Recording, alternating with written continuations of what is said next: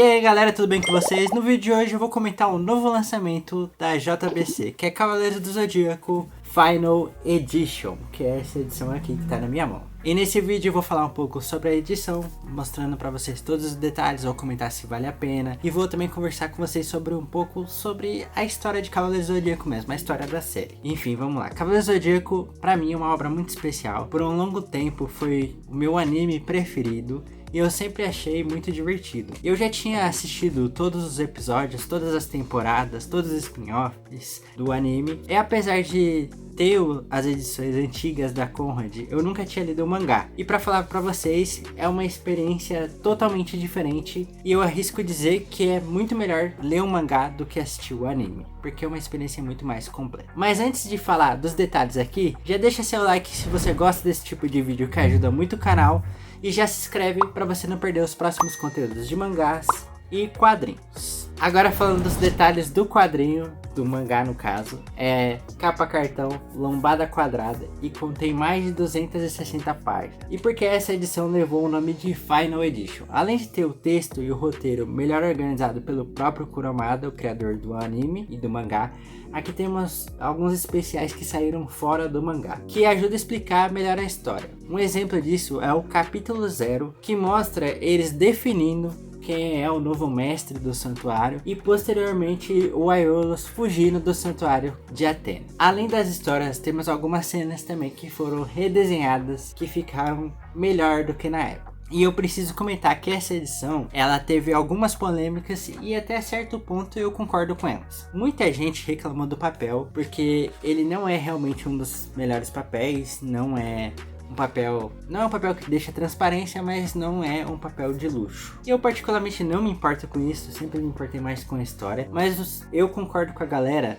na parte da tradução, que eles tentaram manter a essência da manchete lá, e eu preferia que essa obra ela fosse traduzida do jeito que tá no original. Mas isso tudo no fundo é detalhe e não muda a experiência de ler essa obra aqui. Mas falando da história, aqui tem o capítulo 0, episódio 0, que vai mostrar o antigo mestre do santuário tentando definir quem é o próximo mestre do santuário. Ficou redundante, mas é isso. Alguns, inclusive o Aiolos, escolhem o Saga. O próprio Saga escolhe o Aiolos. E alguns dos cavaleiros também votam no Aiolos. Mas o Saga sai dessa reunião e ele já tá sendo corrompido ali por dentro. Porque quem lembra, o Saga, ele meio que é bipolar. Nesse começo, pelo menos, é essa impressão que passa. Eu sei que tem o irmão dele, eu sei que tem planos que envolvem Poseidon mais pra frente, mas nesse início, como que tava no início, é só isso, ele é só um personagem bipolar. E ele decide matar a Athena pra tentar tomar o lugar do Aiolos,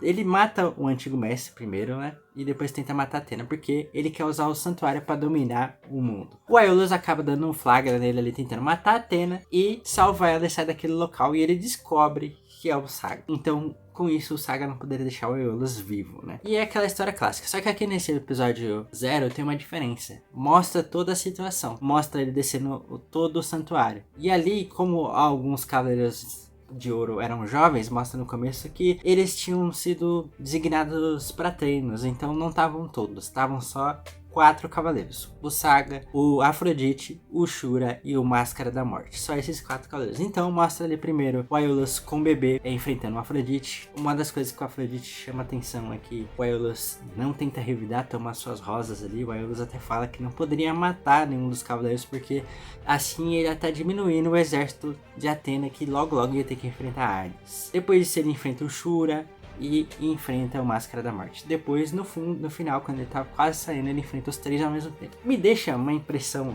que aqui no mangá, o Shura, ele meio que deixa o Aiolos fugir, sabe? Ele corta a ponte lá, eles caem. Ele não quis pegar a Athena porque ele sabia que talvez ela poderia ser morta, sei lá. Sei que deixa isso no ar.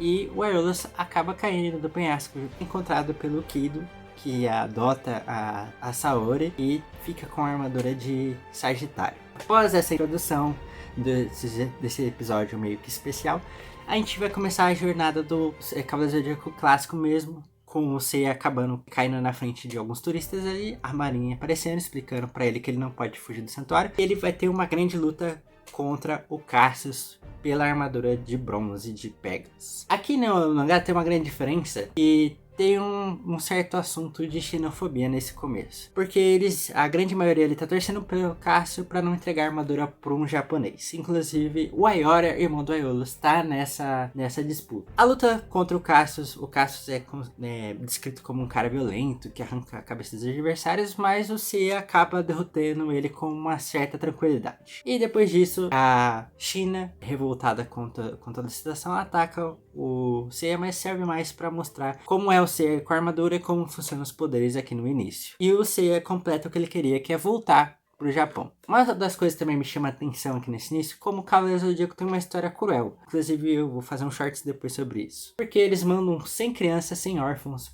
através do mundo para buscar armaduras para fazer o torneio que eles querem fazer, o torneio galáctico, para ganhar dinheiro depois. Claro, essa história muda um pouquinho para mais pra frente e tal, tem toda a questão do exército de Atena, mas nesse início é isso. Dessas crianças, só 7 sobrevivem. Ou seja, 93 ali talvez morreram, né? Não deixa bem claro isso. E o Seiya chega lá, inclusive ainda o Seiya acaba sofrendo uma chantagem, que a Saori fala pra ele que não vai entregar onde tá a irmã dele no Lute no Torneio Galáctico. E meio que o mangá acaba aí, com o início do Torneio Galáctico. Cavaleiros do Zodíaco Final Edition vale a pena? Pra mim sim. Fazia um tempo já que os Cavaleiros, essa história clássica, não saiu por aqui. E um mangá e um anime clássico como esse não pode ficar fora do catálogo. Eu sei que a JBC tem dado bastante atenção, principalmente por The Lost Canvas, mas o clássico também é muito importante que saia aqui. O capítulo 0, que é especial aqui, agrega muito ao mangá, que faz valer a pena ainda mais. A história dos cavaleiros no mangá é muito mais coesa, tem como entender melhor